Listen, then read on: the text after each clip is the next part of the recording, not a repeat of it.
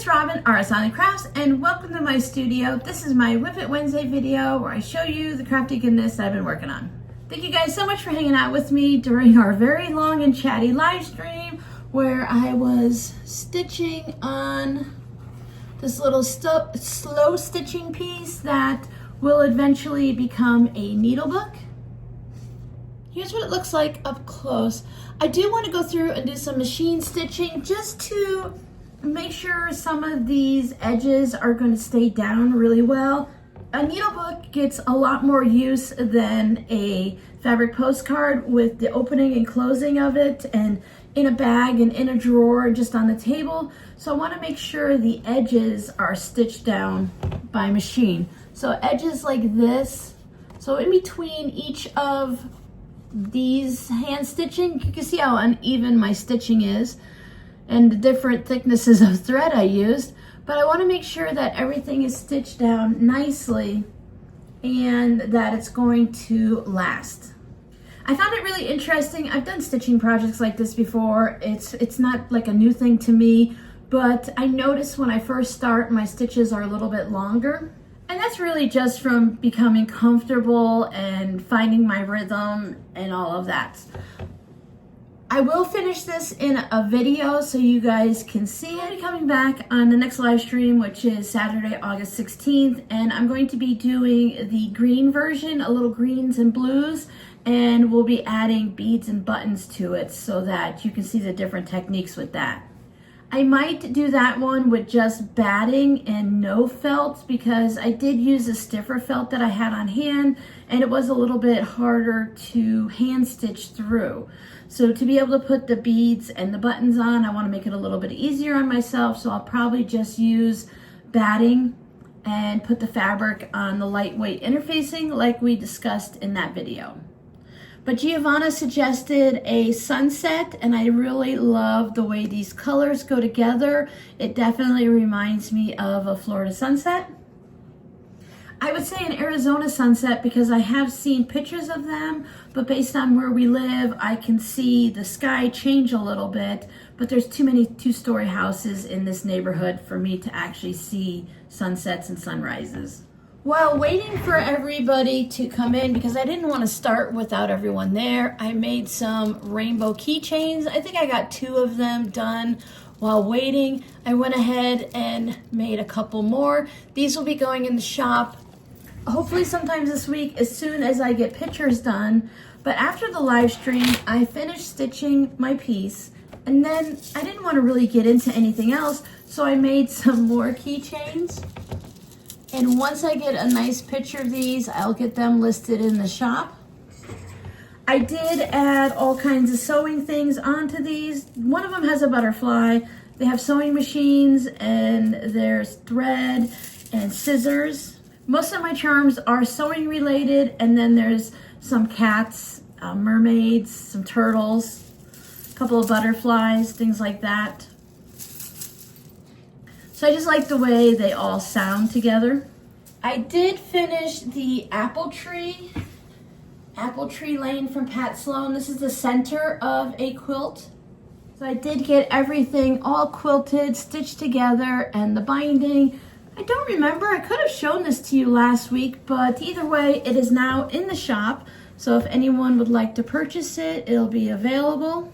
I spent Sunday taking pictures of everything and getting it edited. I have a lot of things that I uploaded into the shop, and I still have some more things that go in. I think this is one of the items that still needs to be listed, but that's how I plan to spend my afternoon today.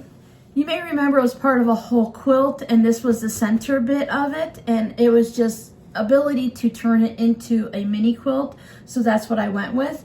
There was another piece down in the bottom right-hand corner that was the bicycle with the flowers in a basket. My patrons and I worked on that this weekend, and I love the way this is turning out so far. I have all of the applique down, but nothing is stitched in place yet. I had to bring in some batiks from my stash for the border. And this backing fabric, I love this backing fabric.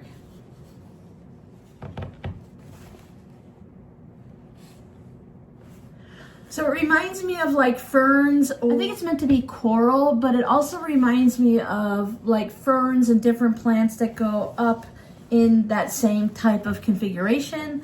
And I thought it would look nice with the front between the colors of the flowers and the borders. Plus it has this look to it there. So this is all ready to be quilted. It's going to take me some time because I need to individually quilt all of the different pieces. I have a plan in place, but I definitely need a day or two to get this done. And then this will go in the shop also. I've been finishing up all of those zipper pouches that I showed you previously. So these are the little, what a lot of the other shops call coin wallets. It's bigger than a coin purse and it has the ability to clip onto things. I actually didn't put the right pieces on. I don't know why I put D-rings on. I don't know if you can see that D-ring instead of the little swivel hook.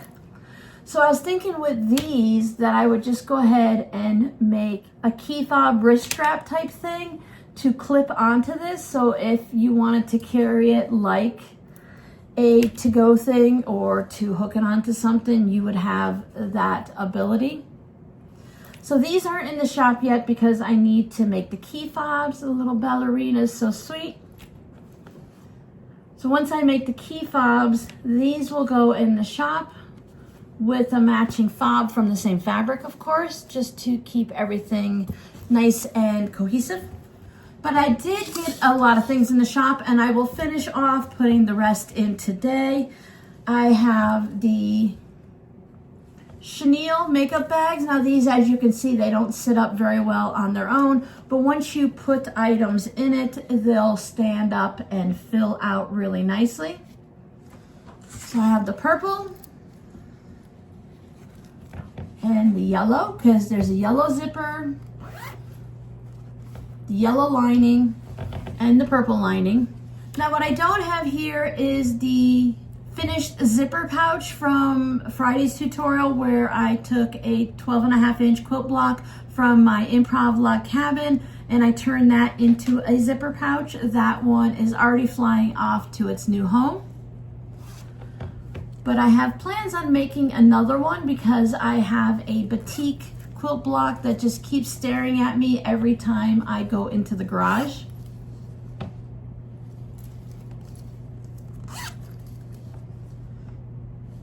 I love this pink swirl fabric. It's one of my favorites.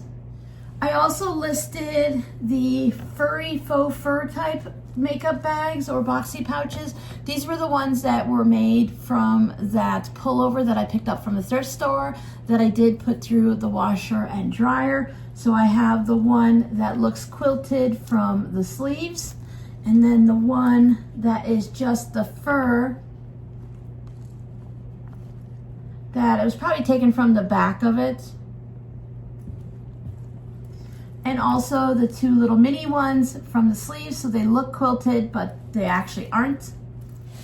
Now for the items that I finished but haven't made it into the shop that are due to go in later today or tomorrow, I have the bee zipper pouch. I just ran out of time Sunday night to get them done. And these need more than just copying from a previous listing. So I have a bunch of pencil pouches and then I could just copy it over and change out the pictures. But these need new descriptions, new measurements, and all of that. So these are the ones where we put the pocket on the front. So both of these will be in the shop soon. And then all of these pencil pouches. Now these can fit a rotary cutter. They can fit sunglasses or eyeglasses. You can use them as a pencil pouch. You can put cash and coins in it. You can put markers in it. There's a lot of things. It's really nice for crochet hooks.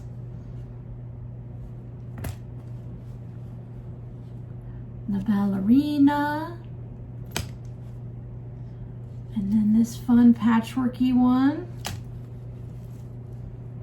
And this was the one that has that gold shimmer to it that was made from like a little dance type fabric.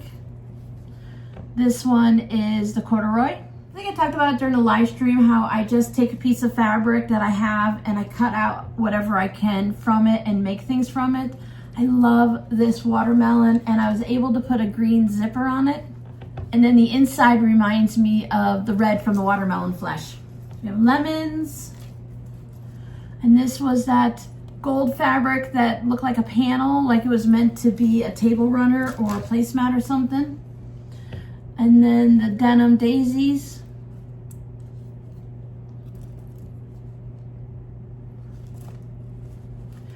This isn't my style of fabric, but I really like the flowers on that rust color. Bumblebees. Just put a matching yellow inside those. I tried to put the matching fabric inside them. You'll be able to see all the lining fabrics. That's more of that pink swirl. If you go to the Etsy shop and look at the listings, put some hearts in there to match the hearts outside. White swirls for the denim and daisies. I like the way this one just worked out perfectly to sit on the front. Then here's the fabric that is boho picnic or something. Some people call it picnic fabric. It's listed as a boho fabric, and I thought it was just fun. I just put a creamy fabric in it, but it's patchwork in a crazy quilt sort of way. It even has like the stitching right there that you can see. I thought that was a really fun fabric. This one I absolutely adore, with the watercolor flowers on it. Just a simple purple fabric on the inside. And then one of my favorites is the sequin bag with purple on the inside.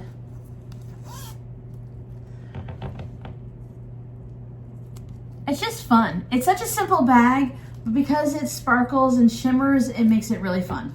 So these are all photographed and ready to go into the shop. I'll be working on that later today. And the last thing is the sunglass pouches that can also be used for rotary cutters.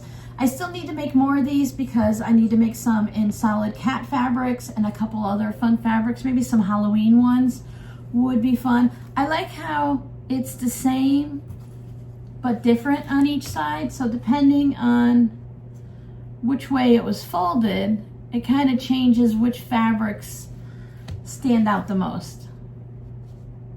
There's barely any orange on this side and barely any purple on that side. This one was really sweet. I put pictures on my Etsy, or there will be there, plus videos showing putting in sunglasses and the rotary cutters of different sizes.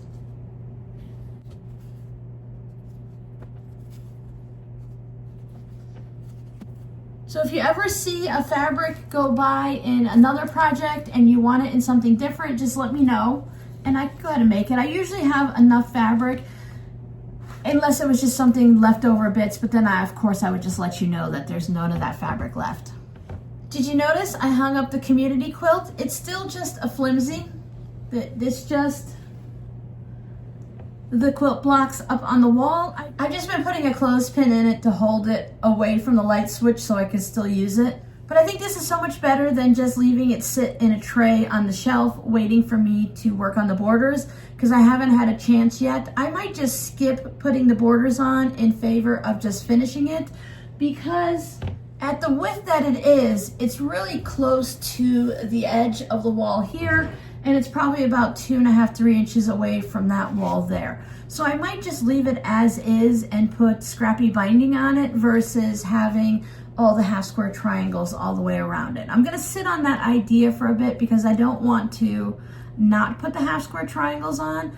The hardest part for me right now is just getting that little bit of time and remembering in that free time to prepare the half square triangles so that I can sew them. Because once I have them stacked and use them as a leader ender, they'll go through the machine really quick and it won't take long at all to get them done.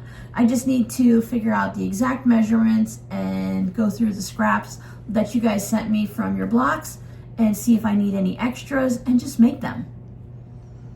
I'm a little concerned that if I just finish it as is, that I'll be disappointed. I really should just make a few of them and put it up, and so that I can just see it, pin it to the border, to the actual quilt, and then just look at it for a while to see if it is something I want versus just adding more scrappy all the way around.